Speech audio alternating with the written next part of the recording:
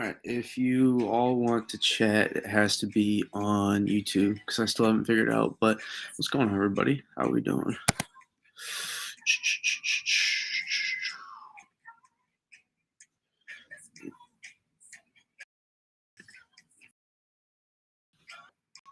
Just check. Yep, we're good. Again, I mean, I guess I can check. I can check Twitter.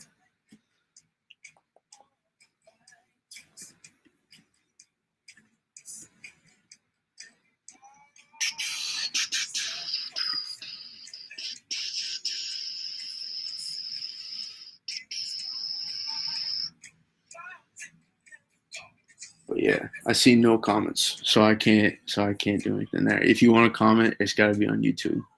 But we'll do it for another like 30 seconds.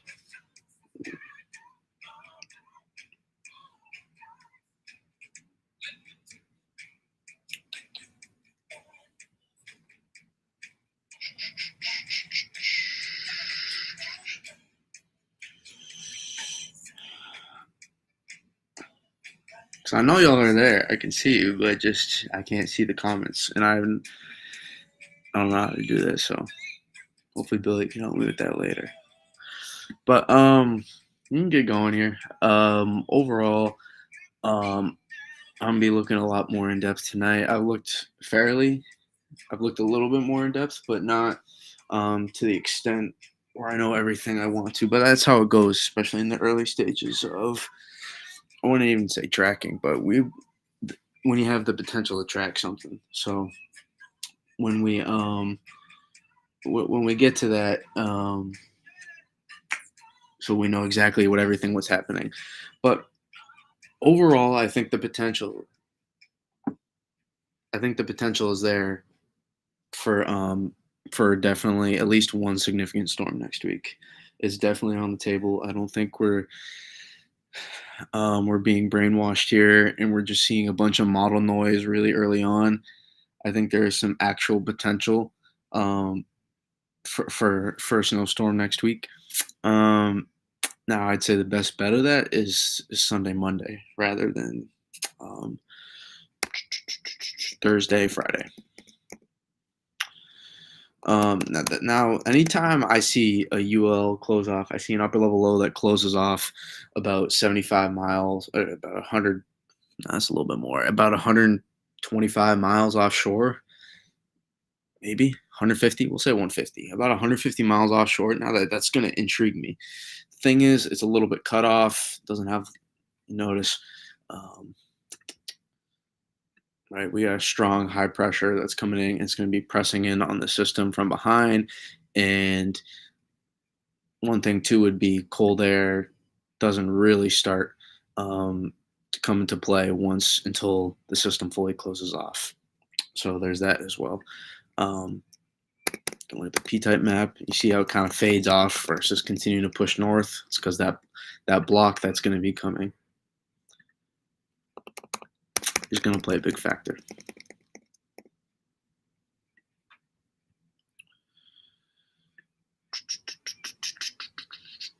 But that's the one everybody wants to know about right there. The one big upper level low that's going to be moving through next Saturday, Sunday.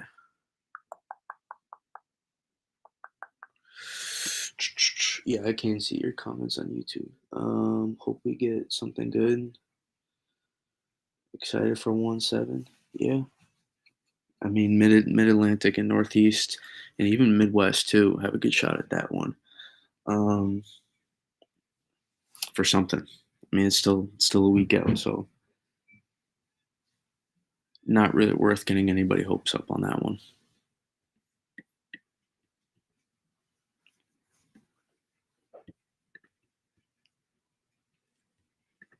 Take a look at the ensembles.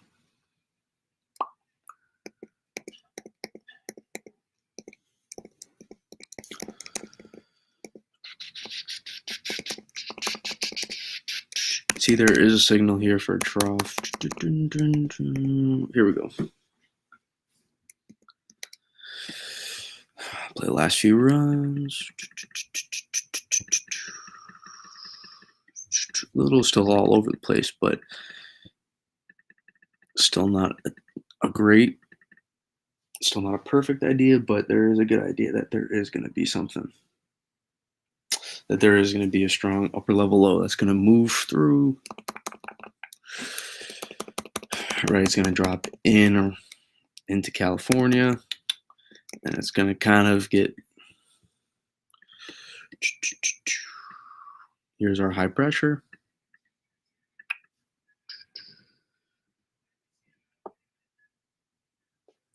Right, there's our high pressure. Right, so here's our cold air in place. This is going to come through, and right, we're kind of ride the wave, and then a little bit of southeast ridge. So that's where we'll get some amplification, and then it will kind of ride, and we'll still have the original low pressure. If we take a look at 500, GFS.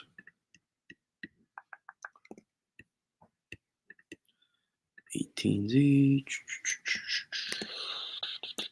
right? So that low pressure drops in, right, and it kind of wants to consolidate, can't, because of how strong the high pressure is. So it forces down. So we extend out our system, right? Our system kind of elongates, and then as we get amplification a little bit, right, it's going to tap into some more moisture, right, down from the Caribbean, and then from that point, it's going to retry and consolidate an upper level low. So it's a classic transfer system. Again, it's still hard to tell anything really about details about this one, but in terms of specific wear, I mean, again, what can happen is, right, the more this, right, I'm pretty sure it's a lobe of the polar vortex. Again, I need to look a little bit more in depth because I mean I've been paying attention, but I'll do more of a deep dive into a lot of this stuff tonight and tomorrow. And again, the more you track, I hate trying to say track because it's still 7 days out, but the more you look, the more familiar you get with everything that's happening. So the more this presses down, right, the farther we can expect this upper level low to go south. Now, same thing being here is with models showing such a persistent southeast ridge, and that being a pretty consistent. We take a look here. I wonder if this is going to show what I'm trying to allude to. Yeah, I mean, but you can still see the height lines. That's like it, right? Such a big dip, right? Notice, right? Our 576, our 582 line, up here that prevents the storm from just being able to slide out like that, um, completely, and it allows for amplification.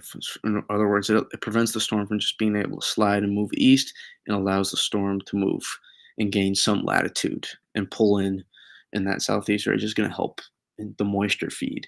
Um, as well as going to help bring up warmer air further south. And then when it meets that cold air, that's when you can get some impressive things. I'm not going to say in recent memory that one this kind of reminds me of a little bit. It's not the same system, but it does remind me a little bit in the sense I would have to look at it. I guess that was some real cold air, that December 2020 storm. And I hate when I think sometimes it gets a little bit skewed when you try to bring up certain systems, but it does remind me a little bit of that one in the sense of the way,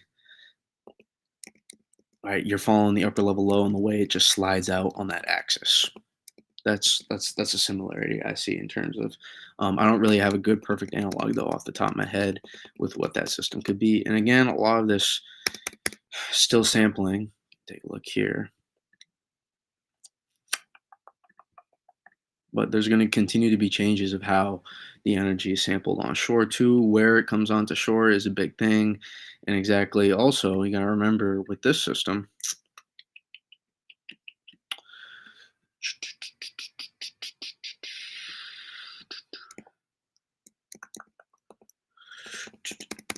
This system has to clear out first too, and that's going to play a factor. I don't think it's going to play as big of a factor as some people think it will.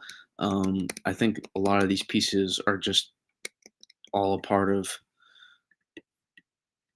polar vortex in the cold air that's being sent down from here, our block, right? So I think the look exactly how that I guess connects to that storm eventually, I guess will play a part, and obviously everything's always connected. But in the grand scheme of things, I think it'd be pretty hard given the setup of there for not there to be a snowstorm somewhere for the Mid Atlantic, Northeast, and Midwest. It's someone I'm somewhat confident. I hate saying pretty confident, but I'm somewhat confident that someone's going to be getting a snowstorm out of this. It is just going to be ironing out some of the details where.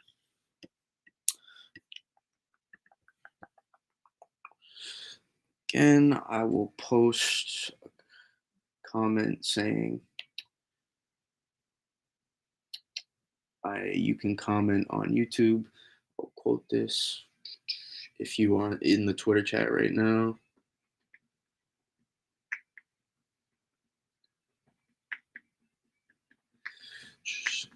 Let me type this on my iPad here. Let me share the link so you guys don't have to go looking.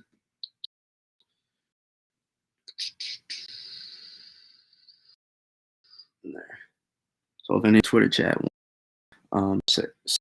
say something, you can. I'm gonna try to again. I'm gonna try to square that. Figure that out after, but it's a very dynamic upper level low too. It's a very dynamic upper level low that drops in, right? So there's an attempt. If we were just looking at this verbatim, right? There's an attempt to close off that low pressure so that you get a good snowstorm somewhere, right? So if we're looking at that upper level low, right, you get a good snowstorm, right, up in here into the Midwest, and then as this one then is going to try to take over, now you get another snowstorm for the Northeast and the northern Mid Atlantic, and there's this thing you want to look at, but that's really all irrelevant right now. You guys are hurting yourselves by just looking at those P-type maps that hard. So I recommend that just follow the upper level low. I said that in my tweet earlier today. That's really what's all gonna come down to is you're gonna have to be able to identify the upper level low in relation to the block we're gonna have to the north, and also where that energy drops ashore, where that vort drops ashore. That is going to be those are going to be some of the main players we're going to be looking at over the upcoming days. As I've become a little bit more familiar here with what I've been looking at on models over the past couple of days, it just there's certain things that are harder in the grand scheme of the pattern to change, right? That doesn't mean you're going to see, right? You're going to the shift. I got to start learning this. So I got myself a free trial. So I'm gonna try this out for a little bit on Weatherbell. Jeez, I gotta learn this crap.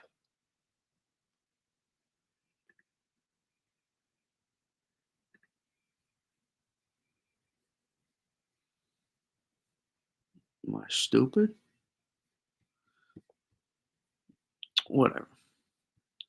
I'm gonna go back. I'll learn this in time, but I want to go back to what I know. Um, right, you're gonna look at P-type maps, and you're gonna go, oh, look at this big shift, run a run, and just follow. Go to 500,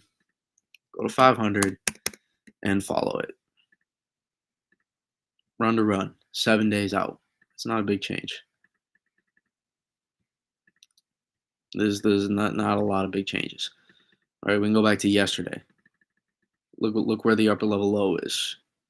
5 run span change. Right, a little bit different in terms of the energy and how it's being sampled. That's going to change, right? And that's where you're going to see your changes in terms of where the precipitation goes in your backyard.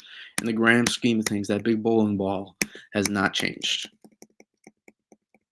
Right, and then after that, it will be another system to watch, which I think that can produce that's way down the road, and that still needs to be sampled. But the idea of that setup could also produce snow for some people as well. Um, Last winter was pathetic. Yeah. Listen, at the end of the day, it just is what it is. You have to take what you get. A lot of people. I mean, I'll admit I get emotionally invested sometimes too, but you just gotta take what you get, and you can't really do anything. If your whole life revolves around you getting snow, um, I recommend start finding something else that you can enjoy in life as well. So I hope that's just not a hope. Hopefully, you got a family or something, and it's not just weather, but it's pretty amazing when it does come. So that's why all the people that come into these streams, that come in on Twitter, that's why the platform's as big as it is, the group, the community, because everybody loves it. But there's only so much you can do about it. It's really out of our control versus like playing a sport or doing a job or having family. That stuff's in your control. This is completely out of your control. You can make the best possible forecast, and you're still going to be wrong. That's the reality of it. Okay. Um, where are we? Still coming in.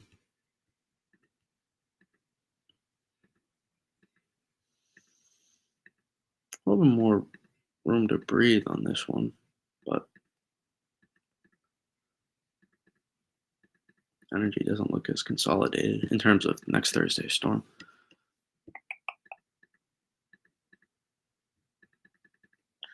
Definitely be some changes though on this one. You can see how much more elongated um, our upper level low is on this. I haven't looked at enough runs yet to get an exact idea how this will change it. I mean, we could. I don't.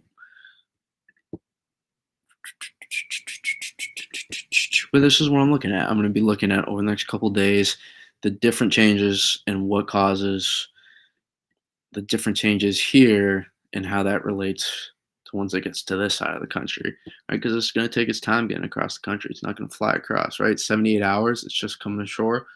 It's going to take another almost 100 hours, another 90 whatever hours to get there. So that's what I'll be looking at. And then I'll be looking at if we go up to North America.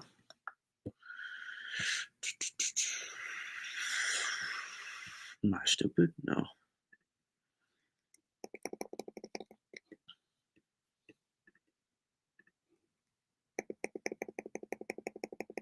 Yeah, it's polar vortex.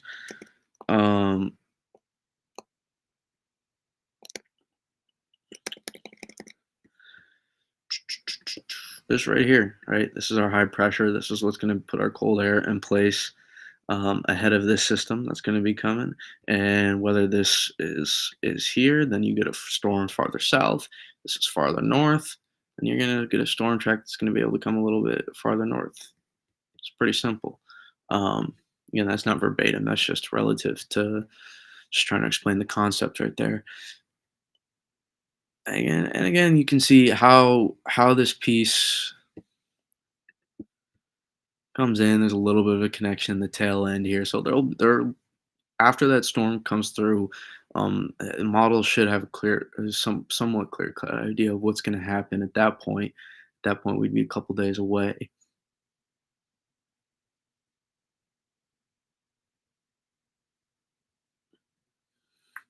But having that cold air in place before, not having to rely on a full on phase to get your cold air. That's what excites me about the potential for this system and makes me think that there's going to be a long cutout area along the I-90 corridor, maybe a little bit farther south. The thing is, why I don't think this is a southeast snowstorm is because, again, if we talked about a little bit of the amplification. Um,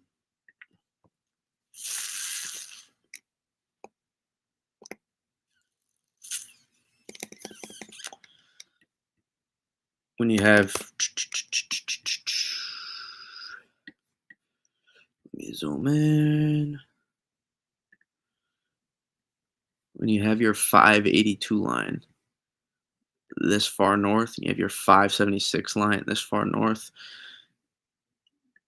harder for this thing to just slide off, right? So this thing's going to want, you can see the rise in the height lines here, right? This is going to want to rise north, that upper level low.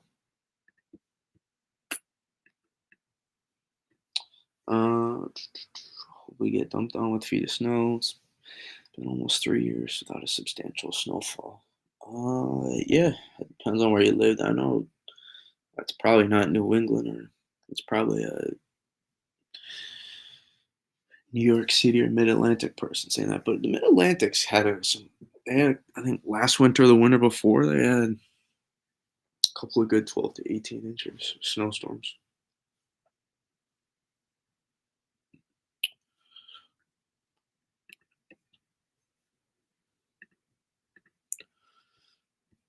Let the GFS roll out here. But while that's coming out, we can talk about this one right here briefly.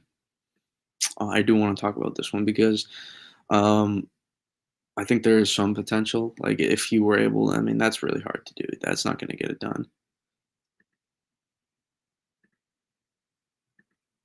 That is not going to get it done. But there is some. There's a little bit. There's some, at least for some snow, in eastern New England. Right there could be something to watch out for, and if we were to see some changes and we see a little bit more of a consolidation amplification sooner, then maybe you could get a more substantial. But I just wanted to highlight it because there is a chance, and when there's a chance of snow, especially um, for relative to where I live as well, I have a lot of people in Eastern New England that follow me, so thought it was worth mentioning. But not a system that's going to be a big threat for any snowfall really outside of that region, right? That's where a lot of people live as well. But I thought it was worth mentioning just because there is the potential, even if not substantial snowfall, some snowfall. Um, and at this point, I think anybody would take anything. All right, it's a close miss, and with 4 days out, you need some pretty substantial trends. You need an upper level low that close. Um, I mean, relatively not. We talked about this a second ago. In terms when you look at the precipitation map, yeah. But overall, I mean, fairly consistent. Dropped a little bit farther south, but there is an upper level low to be watched. That for Nova Scotia, you can see it pretty closed off, almost not single closed off. Does it get on 18Z? Did it get? Yeah, it looks like it did. Double closed off, too close contour line, upper level low. So that's a big system. That's going to be a blizzard for Nova Scotia potentially. So we'll get in on all that fun. Um, maybe it's a precursor for us. Who knows? Uh, yeah, but I mean, again, you get for anybody that's in Twitter. I'm my heart is set on figuring that out with that chat for you guys because I'm not sure what's happening with that. But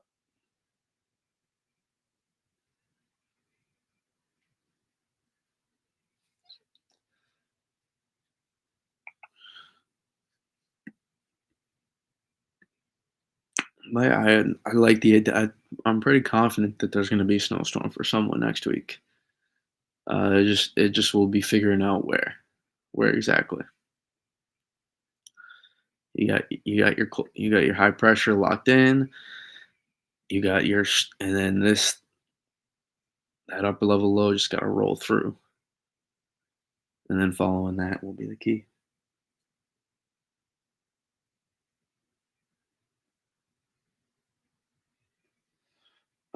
Western Mass. Oh yeah, I think I just saw that. Springfield, Springfield's a tough spot to live. It's probably the worst, one of the worst spots in Mass to live for snow. Maybe Nantucket. It's worse. I say that just because the big snow potential always gets limited because you're in the valley, and then it's the Berks are gonna make out with the snowfall, and then it's Worcester and Eastern Mass, and Cape Cod is at least gonna get those big ones, even though they'll miss out with the mix line a lot of times.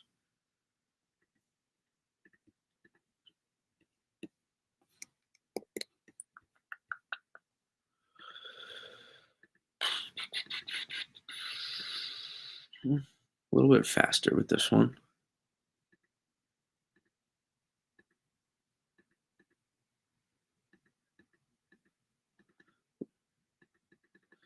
A little bit faster.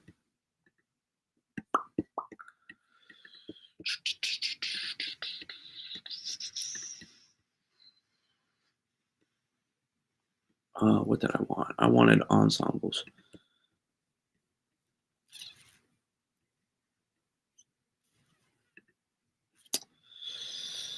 Mm, yeah, Pioneer Valley is not a great spot to live for snow. Uh,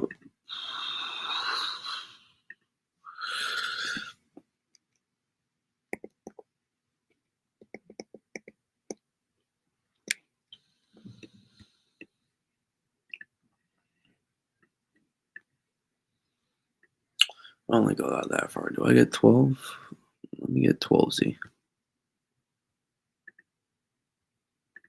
Here we go. All right, notice as that transfer happens, you can see at the 540 line. Yep. Notice the 540 line too. It's just it's interesting to watch. Right? I drew that horribly, but it's that blue line there. And notice how as that cold air pushes further down as well, right? The cold air pushes further down on the system, and then as that transfer happens, notice that line can shift further south and east, and that allows you to get snow all the way up into the further south than that. Geez, I can't draw lines for crap today. Let's see, maybe it's got the GFS out sooner on here. Hey, cool.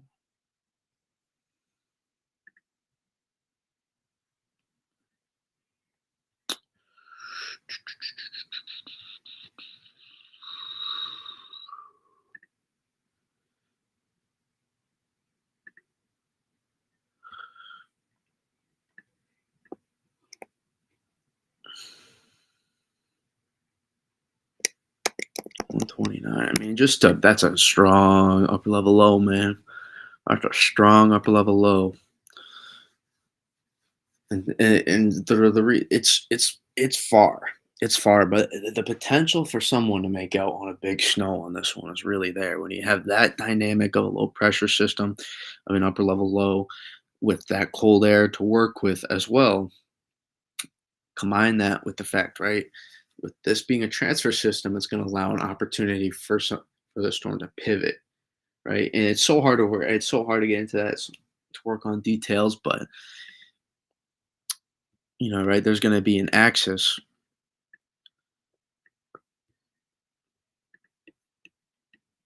There's going to be since it's not far enough out yet.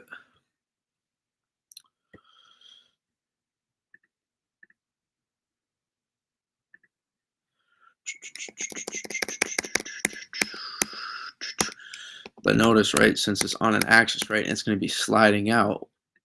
Now we're pulling in moisture to the storm still, right? But at the same time, we're wrapping in moisture at the same time we're sliding out. So we have an intensifying storm that's moving out. So then you have an axis of heavy snow occur. Just for example, in this run, the showing you have an axis of heavy snow that's going to be stuck and it's just going to be sliding out. That's why I used the reference of 2020. But so that's why there, I think the potential for a big snowstorm is there. Um, in terms of the placement of that upper level low, I couldn't tell you, but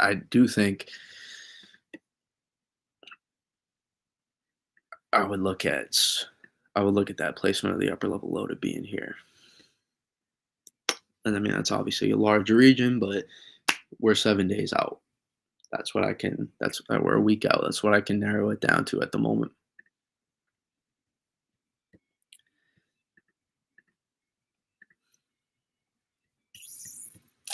But man, that is a strong upper level low right there.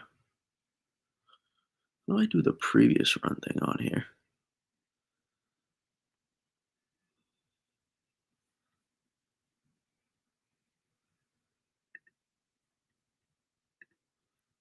Huh. Yeah, definitely. It's coming out sooner on this one.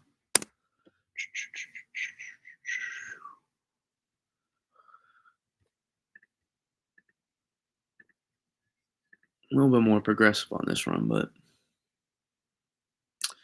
there's no major changes, right? When you're seeing small changes run to run, 7 days out, that's a relatively good sign for what's in store, right? So there's all those little details are being sorted out, right? And um,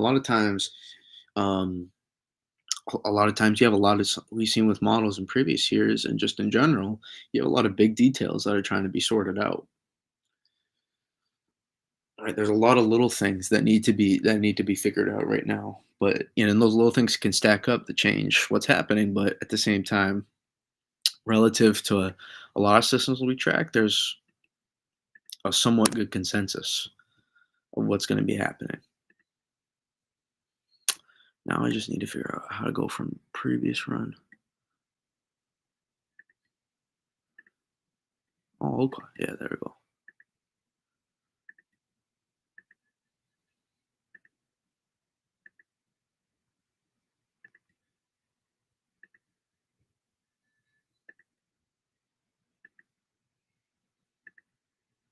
I mean, that's still a hell of an upper level low. Looks like it tries to just center it a little bit further north, right? And this is why also the p-type maps are a little bit useless right now as well. I mean, not completely useless, but kind of, because right wherever the upper level, right with all this little stuff being right, it's not going to look like this 5 days from now when we're tracking that system.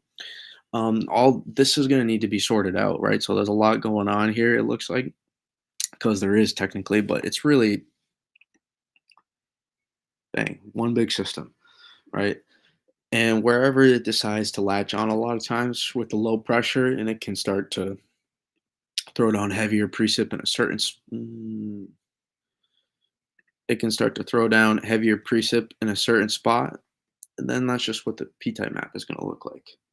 So that's why it's not worth getting too caught up in what exactly the precipitation type map looks like right now as well, which it's the same story every year. We go over it, but you have to. You have to.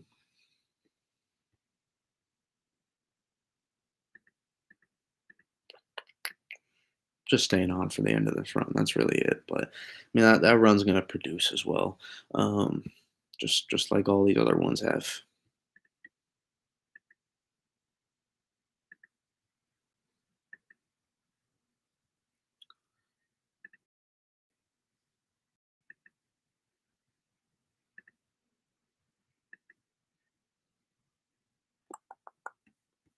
Oh, there we go.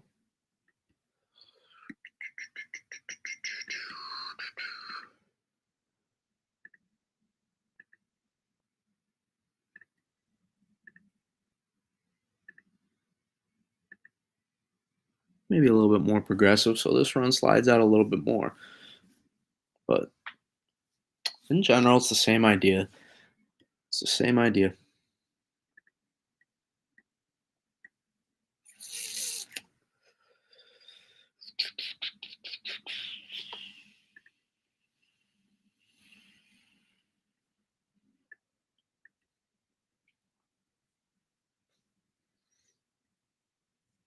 Oh, this is what you guys want. I mean, I really don't care about that part. I just want to look at it as a whole. But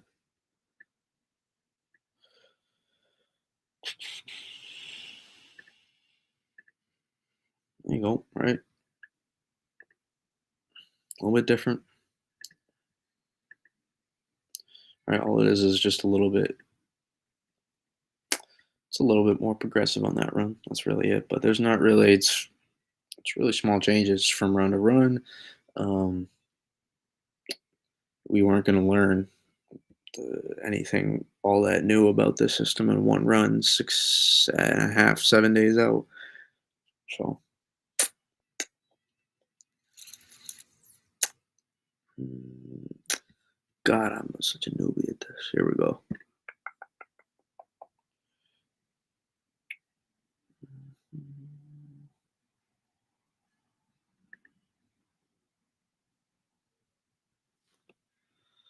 Let me check. Mm,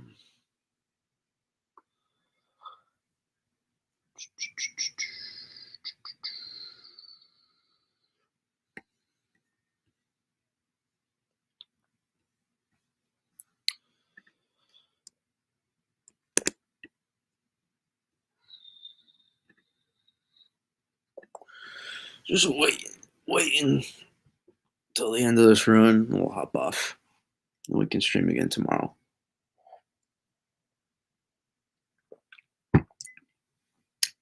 But also, if I don't feel like there's a lot of breaking news, then we may not have to tomorrow as well.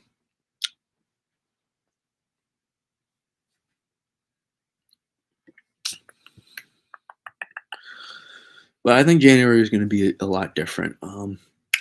Again, I doubt sustained cold for like 2 3 weeks, but again, I think we're moving to more transient winters just in general with the current state of our climate. But so it's going to be harder to lock in cold air for longer terms of periods. I mean, there'll be some winters where you get those patterns, but just in general, I don't think we're looking at those kind of winters really anymore. I think the landscape of the winter is changing from what it used to be.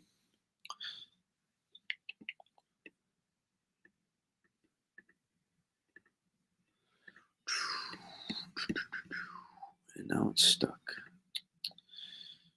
Seeing like 150 here now.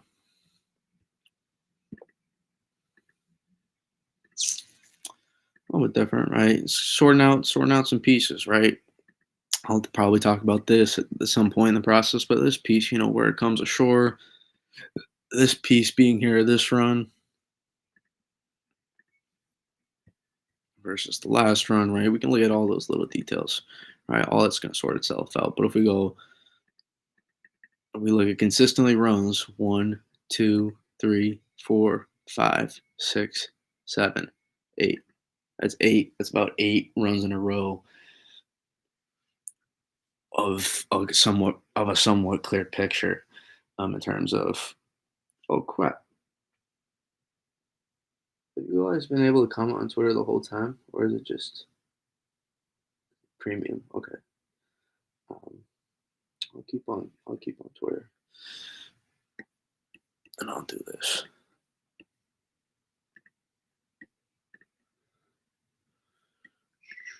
And then I can. No, I just want to see. Oh, we can check Canadian too. I'll check Canadian as well.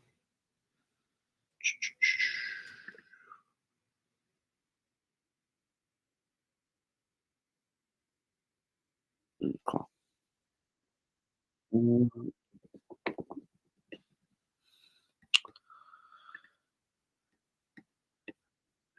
Weather bell stalled out. All right, so GFS is also gonna have some fun doing some of this stuff too, where we'll have trouble consolidating some of the vorticity as well, right? You can see, right, an upper level low wants to form around here, um, but it's a bit messy too, which is why it's not really worth getting too caught up in some of this stuff so far out. But if you want to look at the P type, same ideas here. And notice all the cold air that comes in too, which is why being so close to the upper level isn't going to be so bad. That doesn't mean with a storm like this, it doesn't mean the strongest banding could be here. You're going to eventually at 700. 700 hasn't even really consolidated yet, but notice the upper level low storm somewhere here, but your 700 strongest banding is here, and that's where coldest air So you get something to set up for, like you get your, like, that strongest band to set up in, like, here, right? Even though your upper level low is here, and you still this is how you get a lot of people in, right? That transfer happens, now you're pulling in all this cold air in the backside as well, and you're going you're cold all the way down to here. You're cold all the way down to pretty much until you get on top of the upper level low, which is where you would have some, there'll be a warm air in the atmosphere, in the upper levels of the atmosphere then.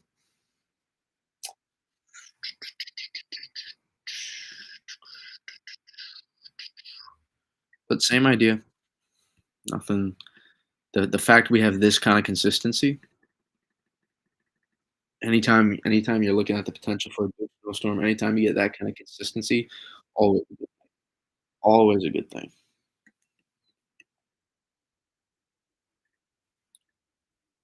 Fun percentage.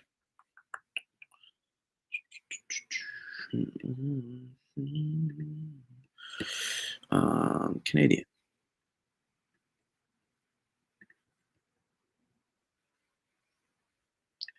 So, I guess oh, there you go. Strong upper level low, this man is strong upper level low, that cold air to tap into, exciting, exciting.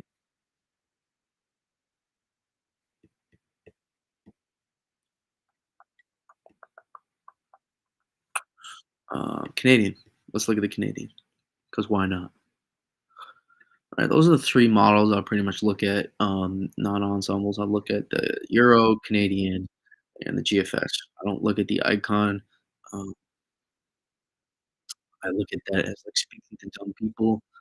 Why would I do that? Why would I waste my time? I'm just kidding, but, I don't wanna I don't look at that model. I'll look at it for giggle through every once in a while, or if I'm really, like, needing something to look at, then I'll go look at that if I'm bored. I'm such an idiot with this. Here we go.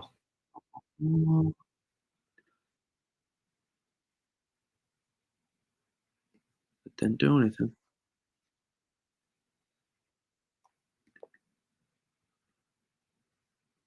Okay.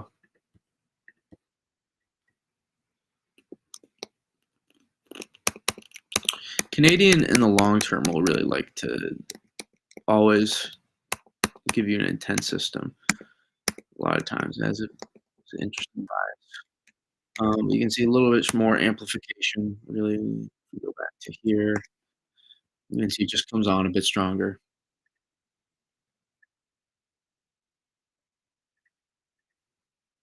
a little bit bigger of a system,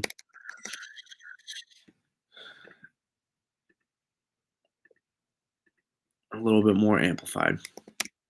That's really the difference, right? Upper level little kind of goes right on top of you, even though it's right. It closes off over that whole area, but upper level low is right here, right? And that's a scenario where New York City can kind of get unlucky.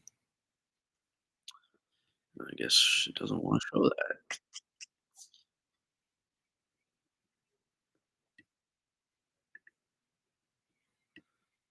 So, oh, this is the Canadian. At least it says so.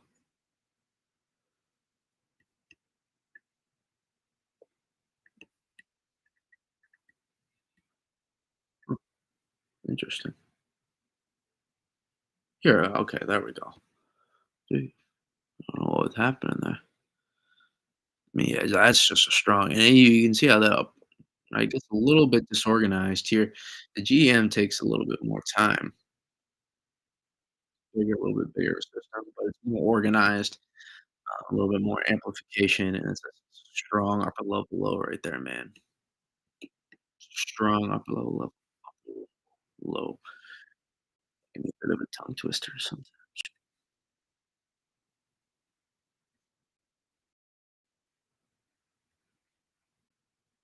Am I stupid?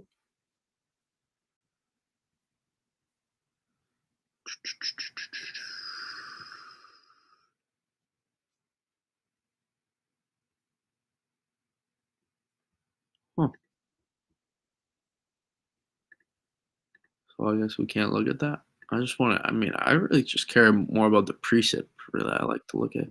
We can do that though. If it's gonna give me total.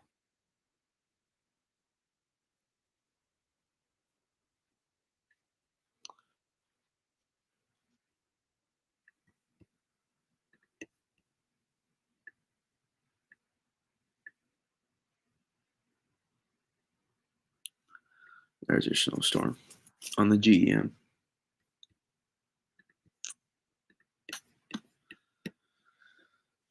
But we've gotten to dive in. Look at some of these zero Z models coming out. Man, it's all more convincing that I think we're gonna be tracking something next week. Uh, I didn't want to lock it in last night or tonight. Uh, I, we're getting pretty close to tracking time.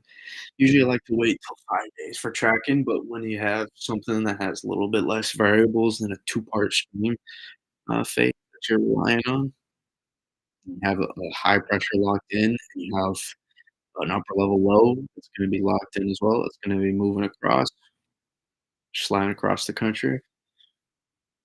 It makes it a little bit easier in the long term to nail down some of those details. Now, that doesn't change the fact you're gonna see different P-type maps, it's just gonna change. One's gonna be a snowstorm for Philly, one's gonna be a snowstorm for New York City, one's gonna be a snowstorm for Boston, alright? And none of that is gonna change that, but if I had to, like, alright, this region, I think, though there's regions in store for something. You can extend this out kinda too, because it's gonna be a transfer system, so that upper level low will try to intensify a little bit here, and then it will transfer right, the surface low will transfer over here, and then it'll start to take off and pull up.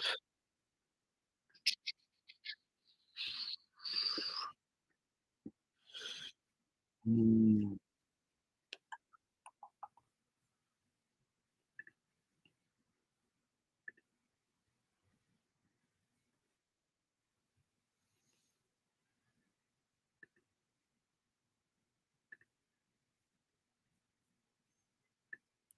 GFS kinda shows this too, right? So then you're pulling in this moisture, get that comma look,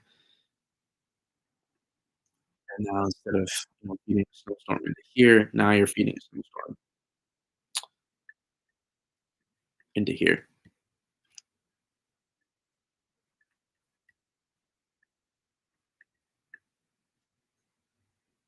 And the way it works too is because you have such a strong high pressure system in place, right? So now this transfer is not gonna be it's not just gonna come and ride up, um,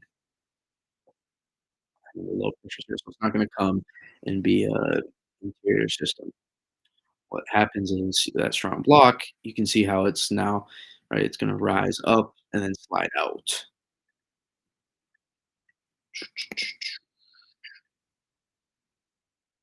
right? And it pivots along that axis, and that's why the potential for some pretty significant snow totals with this one. Uh, and you'll see some tweets, the GFS or Canadians are off the rocker or whatever. It's like whatever, it's just I think there's a pretty legitimate threat that we're going to be tracking all of next week. It's not locked in for any specific spot right now, but I mean, this is by far the biggest threat we've had for the biggest snowstorm all year long, without a doubt, and it's a pretty good signal. Let's see, take a look at the ensembles. Let's take a look at the Jeffs. Only out to 93. I would have loved. I can just post the Jeffs.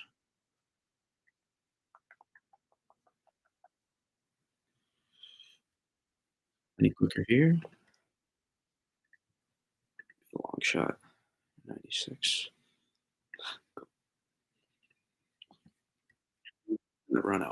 quick.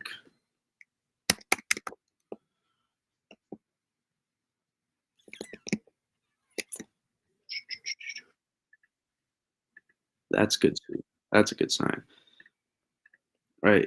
Better consolidation, better idea, right? The stronger, the darker the colors are, that just means um, more of the ensemble members agreeing with each other. The darker you see a color on here. Oh,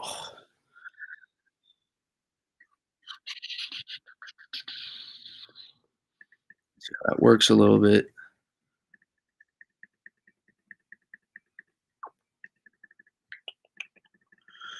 You can see that especially on the system to the far east, how the ensembles work, right? When you're looking at 500, the darker those colors get, the better the idea it gets of there being a system.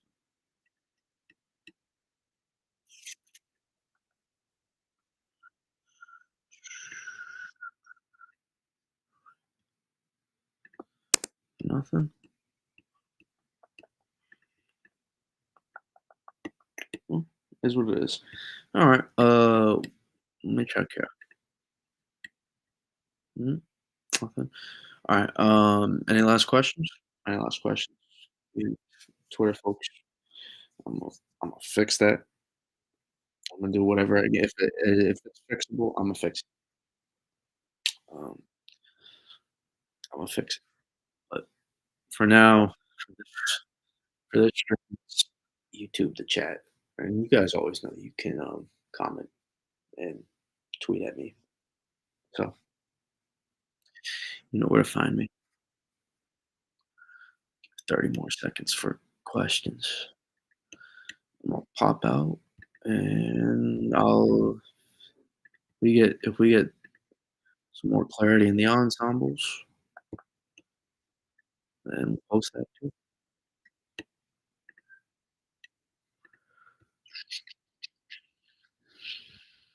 Nothing? All right.